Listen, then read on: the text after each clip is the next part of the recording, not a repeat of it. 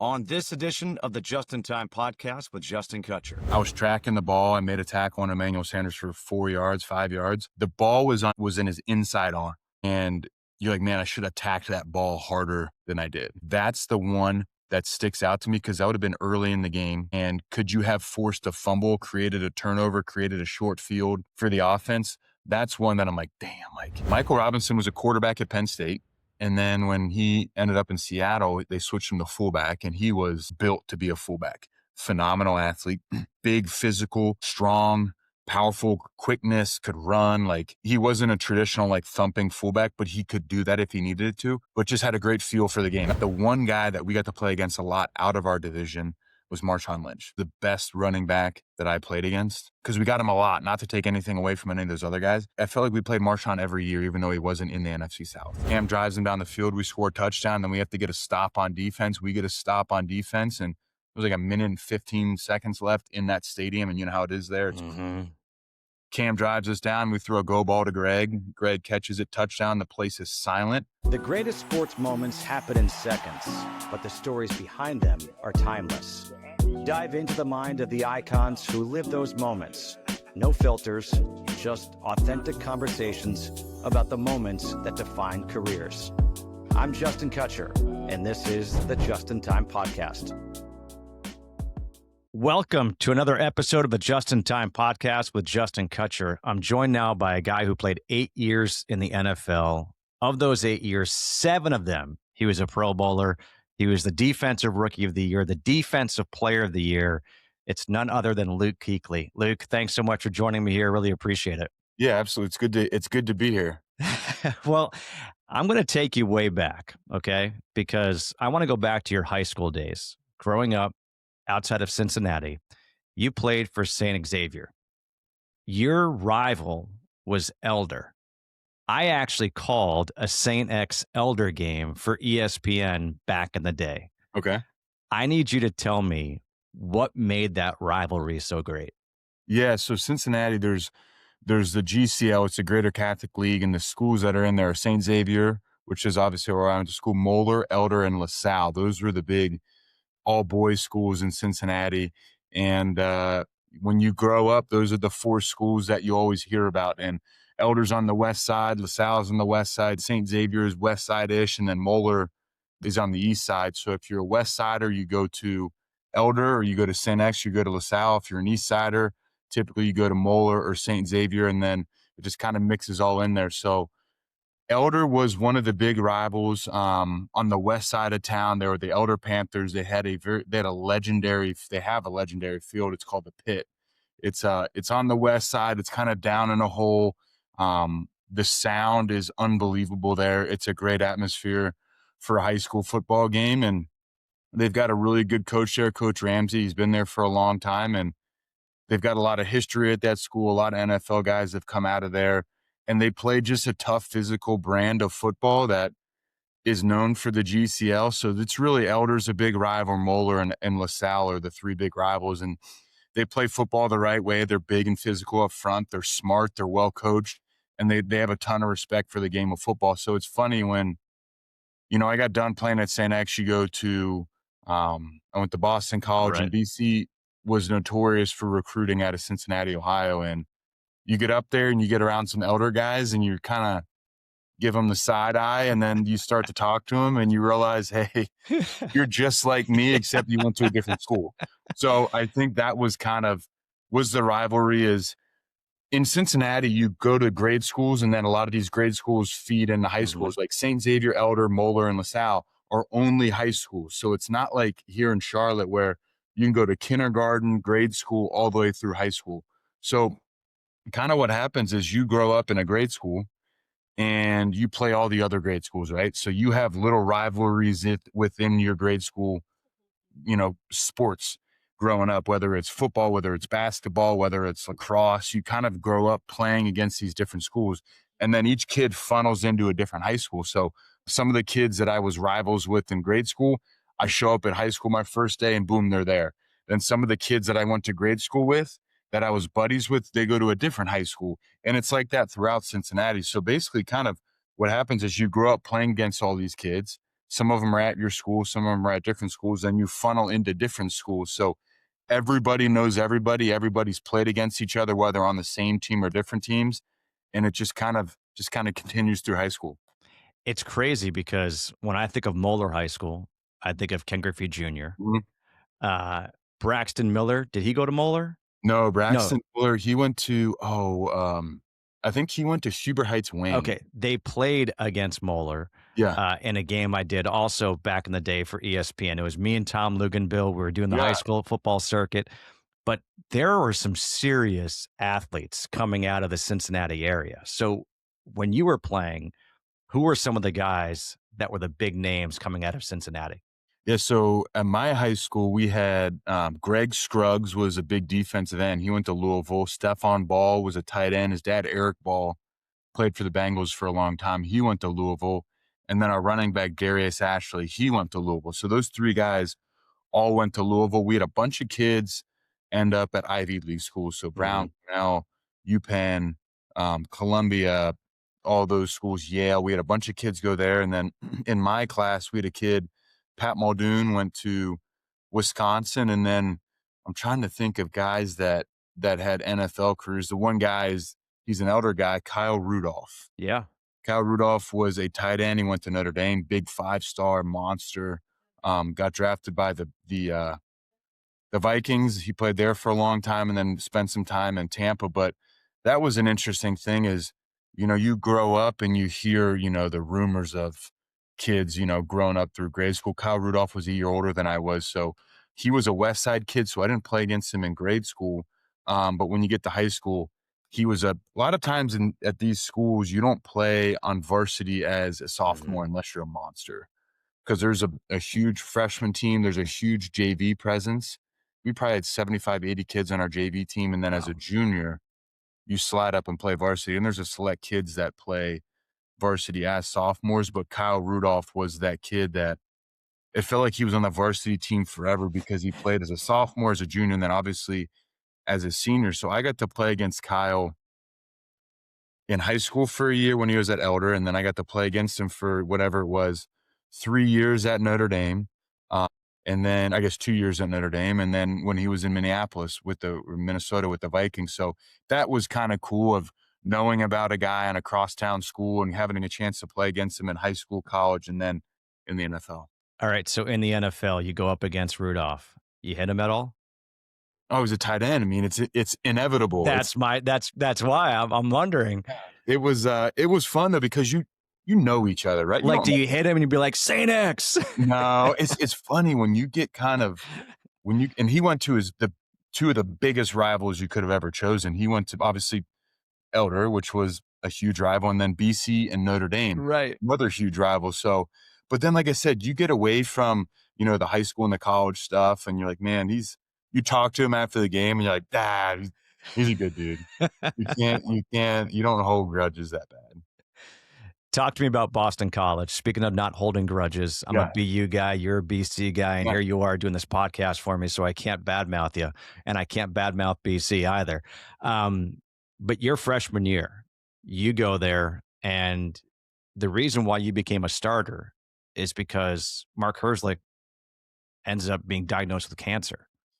So when you get the notification, like who tells you, and then what's your feeling like? Like, oh my gosh, I'm filling in for him because he's so sick. Like this is Yeah. crazy. So I met Mark on my official, what was it? Yeah, it would have been, shoot, when did I meet Mark? I met Mark on my official visit to school. That would have been in September. And then we went to the um spring game when we all signed our letters of intent. We went to the spring game. We got to meet my whole freshman class. And I remember leading up to that game, there was some stuff going on with Mark, like, hey, his hamstring's bugging him, like he might not play a lot in the spring game. And of course, we were all bummed because we wanted to see Mark play. He plays in the spring games, a monster, whatever. Everything's good. And then that was in, I don't know what it was, April, May, whatever it was. And then like late May, it all comes out that he had Ewing sarcoma, bone cancer in his Mm. leg. So it was like, oh my gosh, like Mark Herzlich, the dude that he would have been a first round pick if he would have came out that year, but he decided to go back to school, which everyone obviously respected. So you knew going in there's a spot that needs to be filled. But when I got there, um, those spots were already filled, right? But what kind of happened was, the situation was Mark was out with cancer. Mike McLaughlin was a fifth-year senior coming back, middle linebacker, just an absolute monster. He was coming off an Achilles, so he was going to miss the first, I don't know, 3 games of the season. So we knew that. And then, I don't know, halfway through training camp, so we're filling 2 spots now. Mm-hmm. Halfway through training camp, we're doing inside run. It's all like the little kids, me and all the freshmen and the young guys. We're doing inside run, and I'm getting my butt kicked in inside run against sophomores and freshmen. And I've never gone against linemen that are that big before, but they're still like my age. And, I'm getting beat up a little bit, but I'm not getting killed. And then all of a sudden I hear my name get called on the practice field, and I turn and they look at me like, "That's you." And I had to go run over with the older guys because one of our other starting Mike backer that was going to play hurt his shoulder. So I had to go in. There's literally no other bodies. I had to go in, and that first day I got my teeth caved in for a whole period of inside run, a whole period of run and play pass, a whole period of team run. I just got crushed.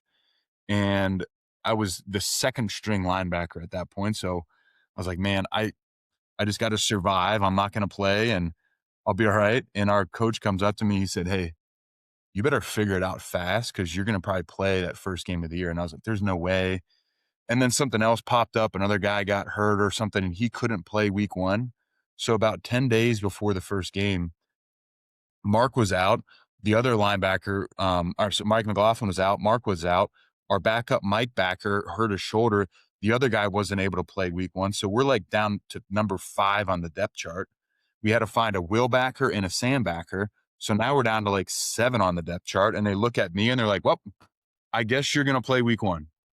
So it wasn't like I had a great training camp, and it wasn't like I wowed anybody. It was just kind of, "Hey, you're the only body that we have, and you got to go play." So then I got thrown in there, and that first game we played, I think it was Northeastern, Oh, a and little then Boston action. Boston. So that was good. I kind of got my feet wet, and then week 2 we played. Man, who did we play week 2? I don't remember who week 2 was. I should. And then week 3, I think it was week 3, we walked down the Death Valley, Clemson. And I tell you what, the guys on Clemson looked a little bit different than the guys on Yes, just and slightly. and I had never played. We played home the first 2 weeks of the season. Alumni Stadium where BC was. Mhm. It's a great stadium. It's probably 45,000 people. It's great. You walk down the Death Valley and it's like 90,000, and it is ripping and it is loud, and they run down the hill, and you were like, "Oh my gosh." CJ Spiller's across the line, Daquan Bowers, Jacoby Ford. You- I was like, I've never seen a human in my life that looked like Daquan Bowers. Yes. Just big, long, physical, powerful. Um, and that's all the cool stuff that you see as freshmen is dudes that you've never seen before in your life, and you didn't know dudes like that existed. Just the sheer size and power and physicality and speed of some of these guys, it's like, golly, man, it's a it's a different world. So it was fun. How much did you weigh that freshman year? Oh man, I think I was like 221, 222. Because I'm just thinking, here you are, you're like, "I'm not gonna play." Now you're Yeah, starting week 1, and then week 3, you go down to Clemson, yeah. and you're playing against these men, right? I mean, like, Oh, and all you do is lead the ACC that freshman year in tackles. So something worked out well. What was it that clicked? I think it was they saw me walk out on the field and they're like, "Who's that skinny kid with glasses and curly hair? We don't need to block that guy." Think about it, they had Mike McLaughlin. I played will linebacker my freshman year, so Mac played in the middle. And if you walked out there and you put Mac in shoulder pads and you put me in shoulder pads, I would say the kid number 40, you don't need to touch him. Block number 34 because he's a grown man. The little skinny kid, you don't need to block him. So I think I benefited from that. Honestly, we were really good up front. Our defensive line we had all kinds of different dudes. We had big D linemen, we had quick D linemen, we had, guys that could do both. Our defensive ends were older veteran guys that just knew how to play. And our defense was set up to allow the linebackers to run and play fast. And we had a great linebacker coach. Linebacker coach names was Bill McGovern. He was our linebacker coach, defensive coordinator, coach in the NFL for a while, a great person. He was a great coach. He was a better person, and he loved the guys, Mhm. and he was hard on us. But at the end of the day, you knew that Govs had your back. So I think it was a huge combination of I was new on the scene. I was a skinny little white kid, and they're like, we don't need to touch this guy.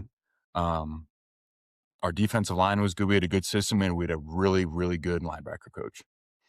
Did And the you older ever guys too. We had great older guys that helped me.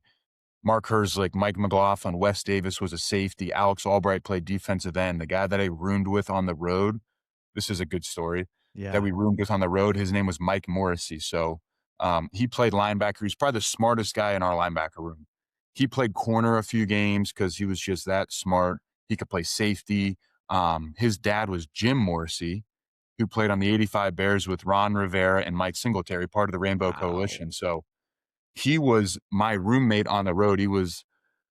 Oh man, when I was a freshman, Mike was a senior, Mm. 3 years older than me. So when I go on road games, Mike was like, he's like, do this, do this. This is where you need to be. This is how you need to get there. This is where you should line up. This is why you line up.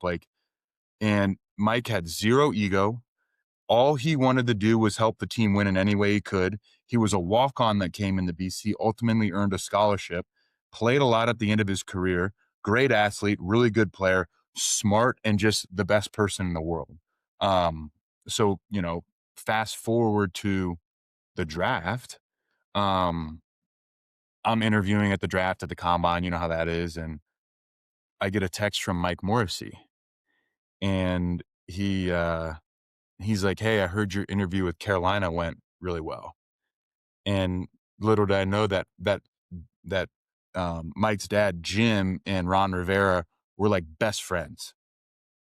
And so they were just doing some little recon work behind my back and I didn't even know about it. So it's just funny. Football is the smallest world Mhm. and the smallest, you know, it's a small world. Everybody knows each other. And no, BC was a good spot. Long-winded answer for you, but No, that's crazy. Because I mean, when you mentioned that his dad played with Ron Rivera, here I am. My mind's going to you being drafted by the Carolina yeah. Panthers and playing for Ron Rivera. But you mentioned like your sophomore year, your junior year, you then go crazy at linebacker for Boston College, and then you get picked ninth overall. So if Ron Rivera did his recon on you, did you ever find out what was said about you Yeah, to I him?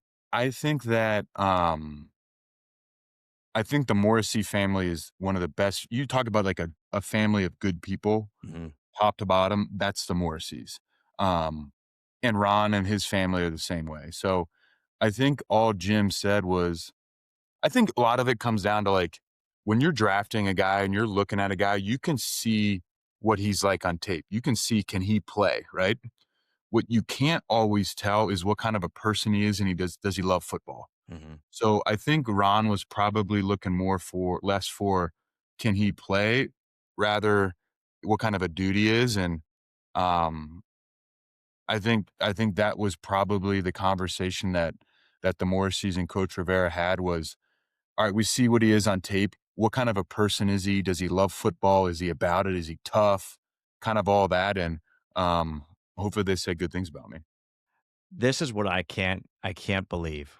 So having the chance to interview you at the Charlotte Touchdown Club and talking to you right here, knowing Ron Rivera, being around him, and then you talk about Jim Morrissey, the type of person and the type of family he is. All three of you are unbelievable people.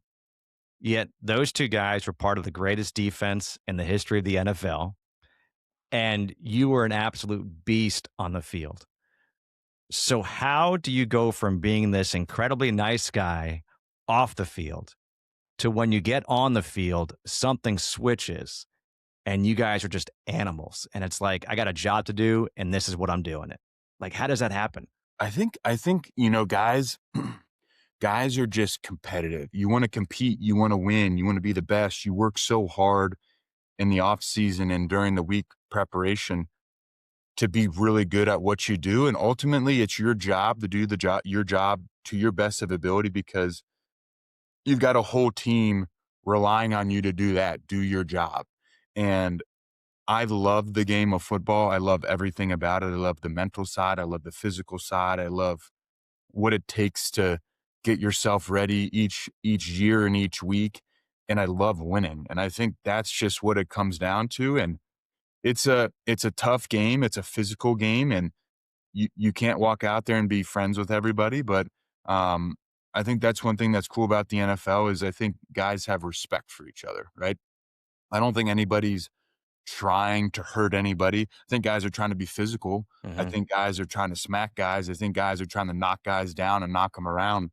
Um, and if you don't want to have that mindset, it makes it hard. If you go in there halfway, and that's what makes preseason difficult, in my opinion, is hey, what speed are we going to? Because I think everybody understands, like, hey, we're just trying to get out of here, not hurt, but Mhm. you match that speed. So I think when you get on the field, there's so much that goes into being out there and that competitive switch flips, and you want to do your job because you love the game of football. You want to do your job because it's fun to be good, and you want to do your job because it's your job to do your job. People are relying on you to do it, and I think that's kind of where it all comes from. So, when you absolutely lay somebody out, are you picking them up, being like, nice route, like, good try? Or are you just, you hit and walk away? Because I I think about like Andrew Luck, right? He would get hit. Hey, great hit, great hit, great hit. And I've heard stories about Brett Favre, like, jumping up, like, yeah, hey, how about that? What about you delivering the hit because you are such a good guy? I think a lot of it is like, man, I'm just so tired during the game. I'm like, I need to get up. I need to get myself back together and I need to get on to the next play. So sometimes you help guys up, sometimes you don't. I don't think there's anything malicious ever. I just think it's like you make a tackle, you get up, boom. I had the headset, so I had somebody in my ear right away after the play. Then you're trying to talk like Thomas Davis, I played right next to. It's like, hey, TD, what'd you get? What'd you get there? Where were you on that? Hey, how'd you see it? And then, or like, hey, my bad. I need to be here to help you more. So I think you make the play, you get up, and then it's like, hey, TD, how'd you see it? Where were you? What'd it look like? And then boom, now I got somebody in my headset talking to me about the next play. So, I mean, there's just not a ton of time between each play. You think about it from the moment that play clock starts, Mhm. right? It's 40 seconds. They're usually the line of scrimmage around 15, and then they're going to milk it under 10 to get a look. So, I mean, you have whatever that is, 25 seconds to get up, get the play call, talk to Thomas, talk to a DB, get the play call to everybody else, get my feet set, look at the line, boom, play the next play. So there's just not a ton of time to really get too involved with anybody. So, okay, I didn't realize, but you will legitimately go to TD almost after every play, say, what do you see on that? Yeah, it's like, "Hey, would you like" depending where if a run or a pass or TD, what route did you get? Hey, what was the run? Who blocked you? Like, all of that stuff. You have all these little conversations in between plays because all you're trying to do is gather information. Mhm. The whole game, how much information can I gather during the game? And, and that's just kind of all part of it. Or like, think about say Thomas makes a big play. I go over there, I'm excited for him. We say whatever, and boom, that's like 5, 6 seconds, and then boom, now it's blinks instead of it being 25. Now you're at 19. So you're in constant communication with the guys on your team after each play, and then boom, now I got the linebacker coach in my headset telling me what the next play is. It just everything just happens so fast. So, how do you, okay, you come into your rookie year, you lead the league in tackles, but how do you get the game to slow down? Because it does happen so fast that you can slow it down enough that you can do what you have to do. I think that's a huge thing is how quickly can you get the game to slow down? I mean, you nailed it, right? So my rookie year, we'll kind of back up to BC. So I played will linebacker my freshman year at BC, and then my sophomore and junior year I played Mike backer, so inside Mhm. backer. So I was used to the angles and the feel of the play and where my eyes need to be and what do I need to look at. I got used to that playing inside linebacker. So fast forward to um, Carolina, my first 3 games I played will linebacker and I stunk. I Right. couldn't see it. It didn't make sense to me. It made sense, but like I can't see it the same way I saw playing inside linebacker. So it took a while for me to get to up to speed there, and I didn't really feel like I really ever got up to speed at will linebacker. Um, John Beeson, our Mike backer, got hurt. They slid me in the inside linebacker, and the game slowed down a lot when that happened. It just the angles to the ball, the offensive linemen, how they come out at you, being more closer to the center. I just had a better feel for the game. It looked better. It slowed down for me. So that was a huge step moving from will linebacker to Mike backer, just angles and flow of the game and feel. Um, and then I would say probably 8 to 10 games into my rookie year, I was like, okay, like I'm getting it. I understand it. And I think I attribute a lot of that to I understood our defense. Like it just took me a while to figure everything out, to figure out, hey, this is how I fit in our defense.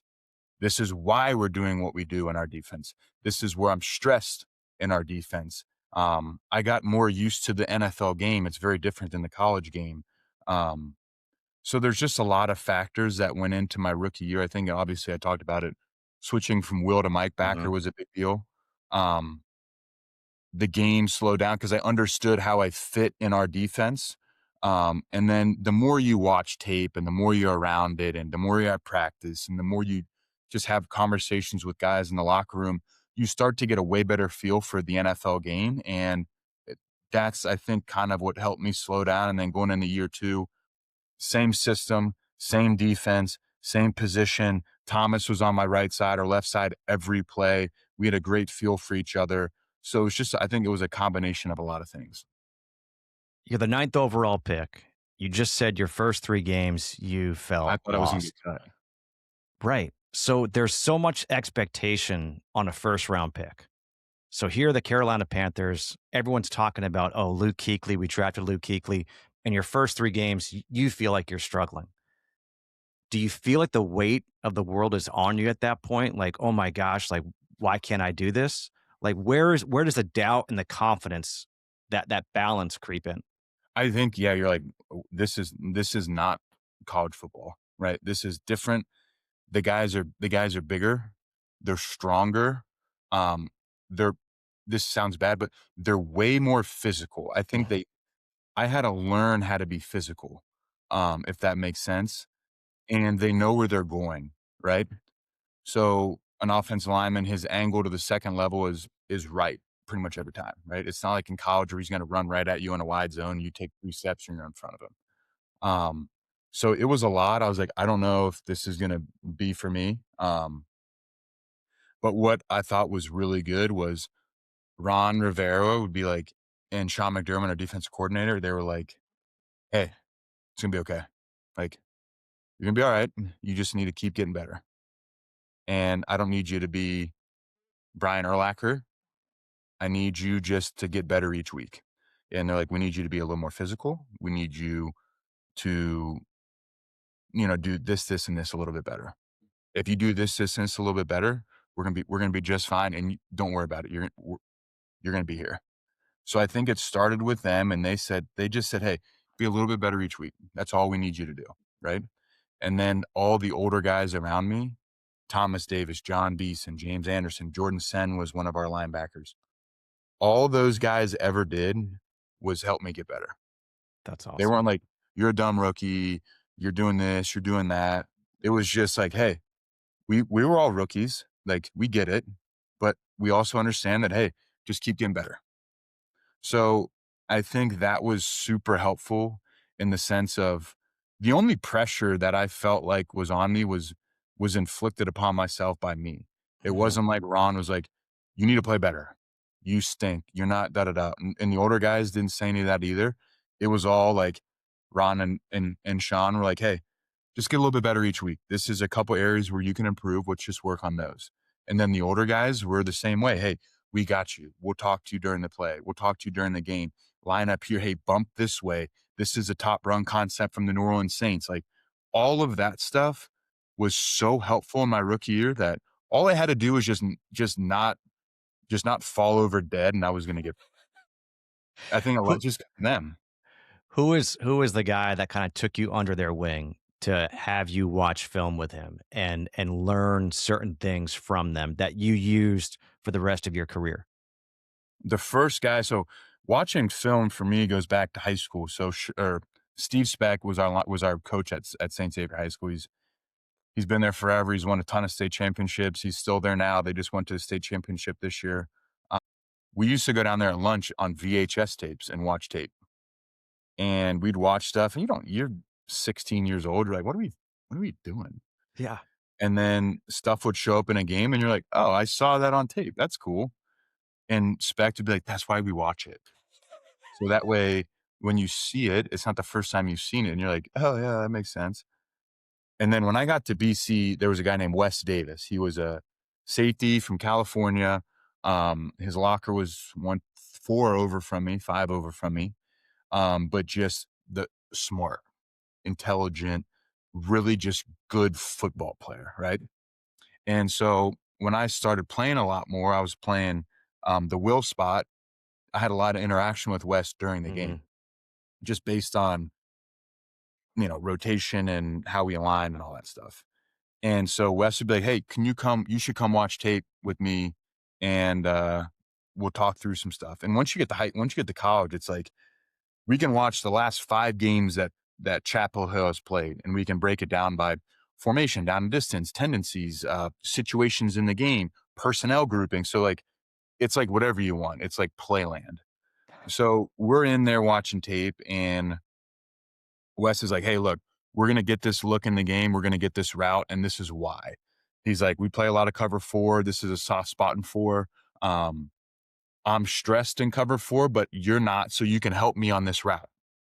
And I was like, "All right, cool." He's like, "When we get in the game, I'm gonna give you a heads up and like just help me out." I was like, "Perfect." We get in the game. It's like the third quarter, and we call quarters, and they line up in the set. And Wes is like, "Hey, Luke, here comes." And I was like, cool. Like, I don't hear what comes. And they run that route, they catch the ball, and Wes looks at me like, You all right?" "Yeah, why?" He's like, "That was the route I told you on Thursday they were gonna run, and I told you before the play, and then you just didn't guard him." And then that was like oh, got got it. So I think Wes was the first guy that really taught me about breakdown, tendencies, stressors in our defense and certain looks, why we need to watch tape. Because if we line up in quarters and we don't watch tape and they run that route, they're going to complete it every time. Mhm. If we watch tape and we know that formation, we know that route, we can cheat that route a little bit and protect ourselves. And I think Wes was the first guy that I really sat down and watched it with, and then I just carried that forward. I'm always amazed, and I think I may have said this to you, but talking to somebody like you or Chris Spielman, who I worked with, he was my analyst, listening to how you guys would dissect a play and how you guys could pick out tells blows my mind. Is it just from watching all that film? And then is the week leading up to the game, is that like studying for like a final? Like trying to cram all this information in for that one game?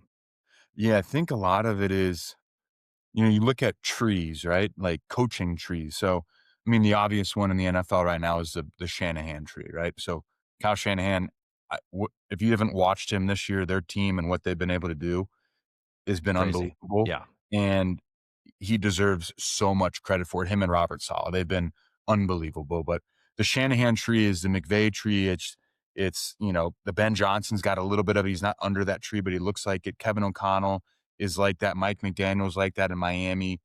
Clint Kubiak in Seattle. Like I could name 3 or 4 more. But you start to see trees like the tree. What does a Shanahan offense want to do? It's wide zones, it's shifts and motions, it's movement on the snap, right?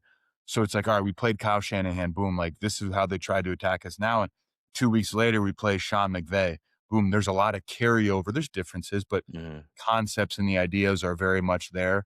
So I think kind of what I'm getting at is the more football you watch and the more you study tape, your library of concepts and how teams attack you and what teams are trying to do grows. And then when you go to study for a certain team, you really just kind of dial into that chapter of the season and figure out, hey, we line up and over. We're a 4-3 defense. We play a lot of base. We play nickel to 11 and sometimes 12. How do they want to attack that? So you go back and watch. All right, so here's a team that runs 4 down. They look like us. They blitz like us. Rotations like us. How did Kyle Shanahan attack them? So then you're like, all right, this is what they wanted to do. This is how they got to it. This is how they shifted to it. Um, and then you just kind of watch all of that and you understand that there's going to be some wrinkles each week off of what they typically do. But a lot of it is just you start big, you start macro, and what is the NFL trying to do this year? How does it look? What are the trends? And then you just kind of boil it down to the team that you ultimately end up playing. And hopefully by that Sunday, you've got a really good feel for how our defense fits inside of how they want to attack us on offense. It's crazy how you guys are able to put these things together. Your first 2 years in the league, you win Defensive Rookie of the Year. The next year, you win Defensive Player of the Year.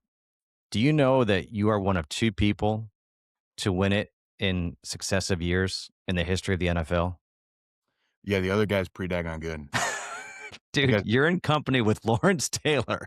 he's that I'll tell you what, you go back and watch football. If you're a football fan, watch that dude rush the passer and how hard he played. It's like a monster.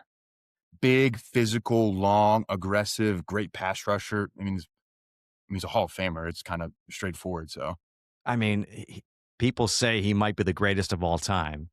And stud. there you are right there with him. I need you to take me to that 2015 season with Yeah. the Carolina Panthers because 2014, I feel like a lot of people forget. You guys weren't that good. You're 7-8-1. There's a lot of talk in the Charlotte area of, is this Ron Rivera's last year as the head coach for the Panthers? If they don't have a good year, he's gone. You guys go 15-1. But at what point in that season, whether it was camp or week 2 or week 3, did you realize like we're different this year? Yeah. So that 2014 season, we started 3-8-1, and then we won our last 4 to make the playoffs, and we won a playoff game. And I think we were starting to kind of figure out who we were a little bit. And going into 2015, we were in a good spot. Just how the season ended previously, all of our guys, we were at the right age. We had a really good mix of like middle age veterans and like young guys coming up, and we drafted really well. So it was kind of the perfect roster build. Um, we had to get by Seattle. We hadn't beaten Mhm. Seattle. We lost to them in 12. We lost to them in 13, and we lost to them in 14 in the playoffs. We had to get past Seattle. And we were down 2 scores with, I don't know what it was, maybe 3 or 4 minutes left. And Cam drives them down the field. We score a touchdown. Then we have to get a stop on defense. We get a stop on defense. And it was like a minute and 15 seconds left in that stadium. And you know how it is there. It's Mhm. Cam drives us down. We throw a go ball to Greg. Greg catches it, touchdown. The place is silent. Um, and we ended up beating them on the road in Seattle. I think it was like week 4 or 5. And after that game, we were in the locker room, and I think everyone is like, all right, we're pretty good. And then we just kept winning. We beat, Philly, we beat Indy. These were teams that were all hot. We had a big win on Thanksgiving. And we weren't just beating people, we were pounding people pretty good. And Cam was throwing all over everybody. And I think it was kind of, we knew the first couple weeks, like we were 3-0. We're like, how good are we? And then you go to Seattle, and the way we beat them, I think was like, all right, we're pretty daggone good. And Ron let us be us. And it was a player-led team. Ron was in charge, and we all knew it, and he had to check us every once in a while, but Ron let us be us, and he let us have fun, and he let us, you know, goof around. But I think the one thing that we had that year was great veteran leadership. Mhm. Ryan Khalil, Greg Olsen, Thomas Davis, Charles Johnson, Dwan Edwards. Cam was in year 5. Man, I'm Roman Harper, Peanut Tillman, Jared Allen was on that team. Like, Ron understood my veterans on this team are about as good as they can be because our best players, Greg and Ryan and Cam and Thomas and those guys they all named, were our best dudes. So, hey, you see Greg go run a glance route week 14 on a Wednesday, and he's running at Mach 5 full speed. There's only one. That's the only way you can do it. If Greg Olsen is running this route full speed, you better run your route full speed. Because what are you gonna say? Yeah. Hey, I'm not gonna run it. And they're just like, well, Greg Olsen, all pro bowler, 1,000-yard season back to back to back. Like, if he's doing it, you're gonna do it. And so there was no, you watch the older guys do it, and that was the only way to do it. Watch Thomas Davis run to the football on a Wednesday after 3 ACLs. Like, that's just how it's gonna be. So we didn't have to coach that. It was the older guys that did it, and all of us young guys were like, well, the older guys are doing it, so I guess we got to do it. Is that why you were able to play the entire playoffs with a torn labrum? Like, just gut through it? Yeah, I mean, honestly, like, it wasn't really that bad, and so you just kinda figure it out. What Was would you have to take before the game to play through it? You know what I was? I was a big Tylenol guy. Okay. Tylenol and, yeah, that's all I did, man. It was Tylenol, and I'll tell you what, man, the one thing that helped that a lot was our strength coaches were really good, and when I messed it up, they're like, "Hey, look, this is what we're gonna do. You've got enough muscles around that area, that joint, that if we keep those things strong, you're gonna be fine." So, we were very diligent on that, rehab or whatever you wanna call it, strengthening. I was very diligent on rehab in the training room, and like I talked about from the beginning of this talk here is, like, you wanna play. Like, Mhm. I wanna play. So, I'm gonna do anything I can to make sure that I can play because I love playing football. We were really good, and you s Thomas Davis played in the Super Bowl with a broken arm. Mhm. So, there's just, like, 0 room. My shoulder hurts. It's like, "Okay, like, you're gonna be okay." And so you just figure it out, and then you go play your first game with it, and you go play your second game, and you realize, "I'm okay," and you just figure it out, you know? I need to know, the coaching staff for the Charlotte Christian middle school team. Best, It yes. is I get a it much there. rivals just about any coaching staff in history. So Greg Olsen is the head coach. You're the defensive coordinator. I believe Jonathan Stewart's the offensive coordinator. Am I missing anyone? Yes, so let me break it down. So Greg's dad, Chris Olsen. Chris Olsen was a legendary high school football coach in Jersey, coached for 40 years. He's got like 10 state championships. The the dude can coach, he can coach football, and he's really good at it. He's great at relating to the kids. He calls plays, right? He's in charge of the quarterbacks. He runs all the skill stuff during practice. He's phenomenal. Greg's the head coach. Greg does offense and defense. Greg's unbelievable. Just, we have so much fun. He coaches the offensive line. We coach that together. And then Stu coaches the running backs.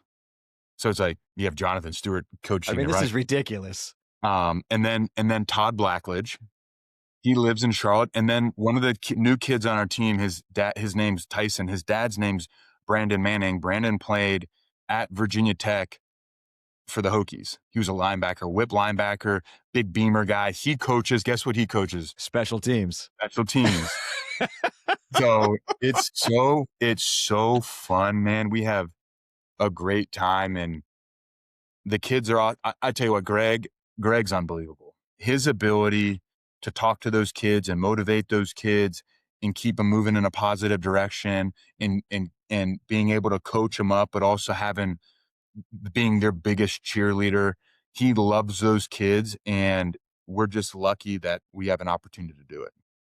I was just wondering, what was his recruiting pitch to you to be like, "Hey, you wanna come coach with me?" You know what it was, so my last year was 2019. His was 2020, right? Yeah. And then whatever, there was one year where Tate, his youngest, was Mhm. getting ready to play Pop Warner football. And that would have been 11U. And Greg's like, hey, Tate's getting ready to play. You want to coach? It's like, yeah, like, absolutely. And it's the ultimate, I mean, selfishly for Greg and I, it's like, hey, we get to hang out all the time now. Right.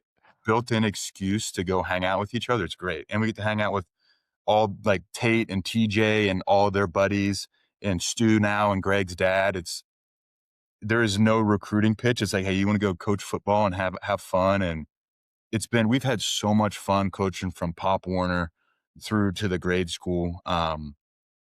It's just there was no, it was just, hey, you want to come coach football? And it's like, yeah, absolutely. So it's a blast. The teaching part's the most fun part. And some of the kids we've had for 4 years. That's how long we've been doing it for. And some of those kids will now move into high school, and we'll stay with Greg's younger son, TJ. He'll be an 8th grader next year. So it's a blast. I mean, I gotta think colleges are gonna be coming after this coaching staff. Just be like, hey, you want to be the entire staff for Yeah. us? Oh, man. They can't match what we have. We have the best post-game dinners, and we go to this pizza place right by our house. It's literally the best thing ever. We play a game, and it's like, you guys wanna go have pizza? So, it's the best. You can just tell, just the way that you just perked up in your chair, So like fun. how much fun you have doing it. Yeah. It's awesome. Well, hey, dude, I love to wrap up all my podcasts with a segment I call This Just In. It's Uh-oh. rapid fire questions. Okay. You can take as long as you want to answer, and I withhold the right to ask a follow up. Okay. Favorite player growing up? Oh my gosh, favorite player growing up. So I had like three or Okay. five, four. They were all linebackers. Um, Zach Thomas, Hmm. Ray Lewis, Brian Urlacher, and Derek Brooks. So three of the four were middle linebackers. Yeah, except Derek Brooks was a will Derek linebacker, Brooks, right? but he played ball like a Mike, big, rangy, could run like he monster. So they were all so fun to watch. Okay, so I'll follow it up. You overlapped with Urlacher. Mhm. What was that like getting on the field with one of your favorite players of all time? He's Brian Urlacher, right? And the interesting part was Greg started in Chicago. Chicago, He yeah. drafted out of Chicago, so he was boys with all of those guys. Him and Lack were boys. So I just remember being like, hey, like I was 21 years old. I was a pup. And I just remember telling Greg, and you're so like, hey, Greg, can I meet Brian after the game?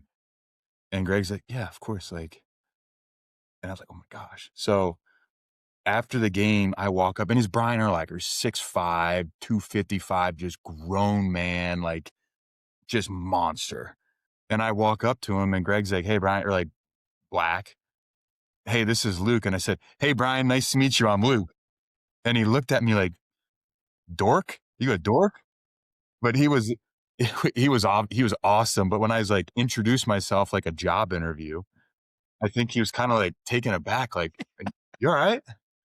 But that was cool. And now you see those guys all now just at different things throughout the year. So that was when you're a rookie, you try to play it cool, but like I got to meet Brian Urlacher, plays for the Chicago Bears, one of the best to ever do it, Hall of Famer. And you grow up watching him, and you grow up when you watch him in college. I was a junior in college. You watch the Chicago Bears, and you're like, man, look at Brian Urlacher. And then like 6 months later, 8 months later, you're on the same field as him, and you get to meet him. It was just I was like a little kid. That's the part that I always think is so crazy is like to go from being a high schooler, it's only a few years later that you're in the NFL. It's like, whoa, how does this happen?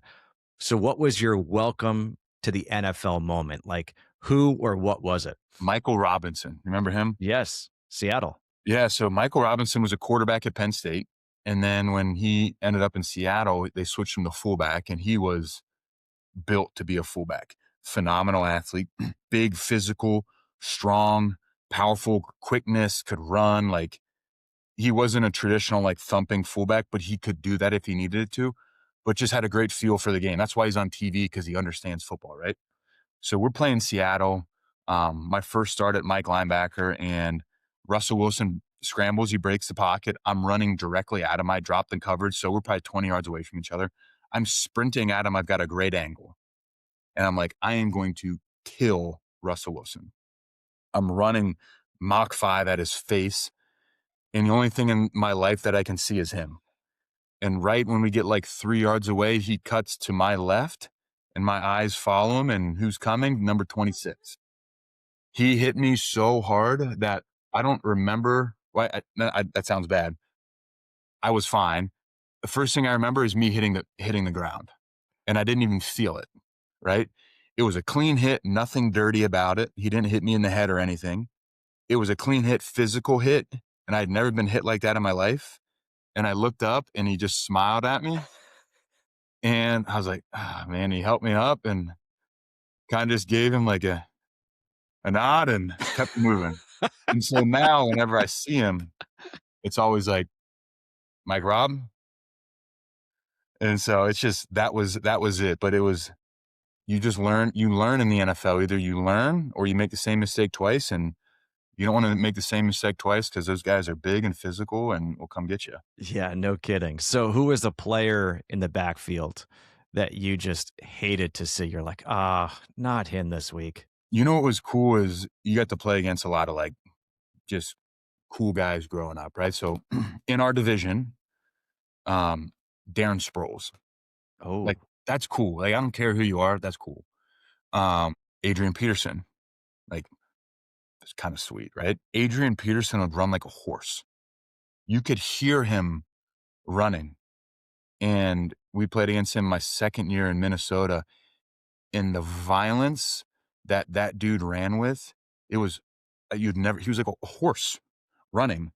Um, Steven Jackson mm. was cool because you grow up, and he was in our division, and he was gigantic. The one guy that we got to play against a lot out of our division was Marshawn Lynch. Oh, yeah. I think he was the best running back that I played against. Because we got him a lot, not to take anything away from any of those other guys, but I felt like we played Marshawn every year, even though he wasn't in the NFC South. Big, physical, fast, how he was built, how low he was to the ground, his ability to be vertically fast, but also change direction and get lateral and then push vertical. He could shake you up. He could juke you out. He could run through your face. You just didn't know what you were going to get from him. And he was a really good football player that treated the game the right way and played really hard. How about the quarterback that you knew you'd be going back and forth with him all game long? Yeah, and again, in our division, I mean, I was lucky, right? So the whole time I was there was Matt Ryan, Drew Brees. And those two guys, like, they're as smart of football players as there is. And, Matt knew us, we knew him. Drew knew us, we knew him. So I think playing against those guys was a lot of fun. Just because you knew if you lined up and showed what you were in, they're going to win every time, Mm-hmm. right? They're not dumb. They know where they need to get to. They know how to put themselves in position to have success, and they were just really good at it. I remember watching Drew Brees in practice. He would make a pass, and then he'd like pass to the next progression, just It's go through it. exhausting. You would do it Yeah. in pregame. I'm like, this is exhausting. Like, stop doing that. You're making us all look like clowns.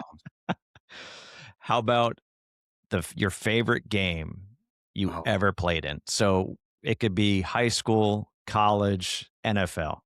oh man. I mean, Super Bowl that's an easy answer. I think the most fun game that I had playing as a Carolina Panther in our stadium was probably the NFC Championship game. It was at night. The energy was unbelievable. Um, it was loud. It was a playoff football game, right? At night, on grass, cold out. Um, the Cardinals were legit Mm-hmm. that year. Our fans were great that whole season supporting us. And it was like, for us, it was a huge deal, obviously, opportunity to go to the Super Bowl.